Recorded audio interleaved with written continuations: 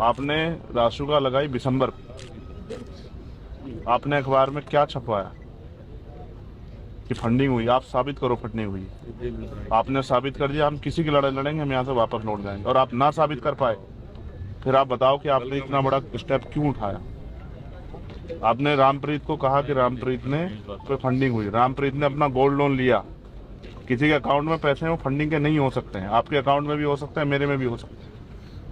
ये नहीं कहा कि फंडिंग का नहीं, वो अखबार में आपका बयान छपा हुआ है, उसे भी छोड़ो। आप मुझे ये लिखा होगा, आप और वो सुनो, कोई मन बना के कोई समाज अपने ऊपर नहीं पुलिस की लाठियां लगवाएगा कि हम जाके बवाल करें।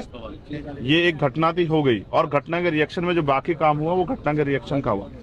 मेरे पिता भी पिटेंगे, मेरा भाई पिटेगा, मेरी बहन पे होगी, तो कहीं ना कहीं मेरे अंदर पीड़ होगी। ये सामाजिक वो है, ये मनोस्तुति होती है, आदमी की भावनाएं, फीलिंग पैदा होती है। जहाँ आप जुड़े हुए होते हैं, आदमी जब अगर बहुत मुसीबत में हो तो भी आदमी की चाहे जान पे खतरा हो, आदमी प्रयास करता है कि उसकी जान बच जाए।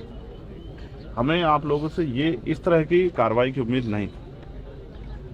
12 तारीख का समय भी ये सोच के रखा गया कि आप लोग लंबा समय आप लोग चीजों पे गहराई से जांच करके और निर्दोष लोगों की कार्रवाइयों को वापस लेंगे। और इस चीज को थोड़ा सा, क्योंकि और चाहते तो हम 2 दिन बाद भी कर लेते। आप ये थोड़ा, इसमें मुझे बताने की जरूरत थोड़ा ही है कि हम पे यहाँ अपना कितना मजबूत संगठन है।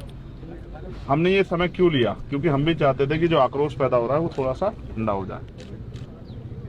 उस समय गर्मा गर्मी थी, हम सब लोग पीछे खड़े रहे और दूर से अन्याय को होते देखते रहे। और देखो कितना हुआ, आप बेहतर जानो।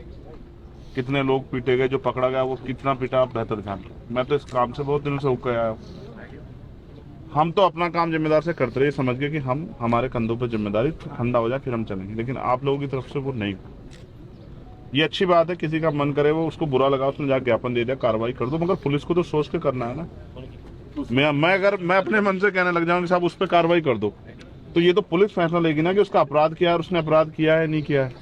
और कोर्ट भी जब तय कर लेता ना, एविडेंस सुन लेता, तब सजा देता। आपने तो पहले ही सजा घोषित कर दी और ये दर्द हमें यहाँ तक खिंचला। अब ये बताओ उनके बच्चों को हम क्या जवाब दें जिनको आपने अपराधी बना दिया, इनाम घोषित कर दिया। उनके बच्चों क्या जवाब? अपने समाज की लड़ाई लड़ना कहाँ से अपराध होने लगा है?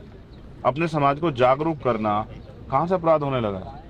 और ये चंबल है। मैं मानता हूँ कि यहाँ बागी पैदा होते हैं, लेकिन बागी आदमी घर से नहीं बनता है, बागी उसको परिस्थितियां बनाती है। आज जो परिस्थितियां पैदा हुई, इसके परिणाम क्या हो सकते हैं, मैं और आपको एहसास होना चाहिए कि हम क्या कर रहे हैं। लोग 20-20 दिन से अपने घर नहीं लौटे। अगर हम गैर जिम्मेदार होते तो आप ये बताओ, क्या हम यहाँ इस रास्ते से आते? फिर तो हम पे आने के बहुत सारे रास्ते, और हम सब लोगों को मोबिलाइज करते चलो चलो। हमने कल भी एक ही बात थी हमारी कि हम कम लोग आके आपसे वार्ता करेंगे, उन परिवारों से मिलेंगे। हमारी जिम्मेदारी है, हम एक एक कार्यकर्ता का संरक्षण करना हमारा धर्म है।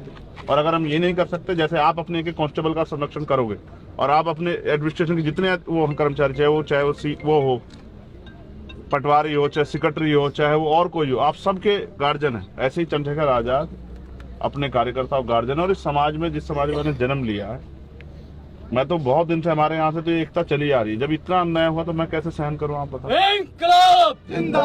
कैसे देखो, इन समस्याओं को भी सुनो। लोगों की जो लोग महसूस कर रहे हैं, भय का माहौल अच्छा नहीं है।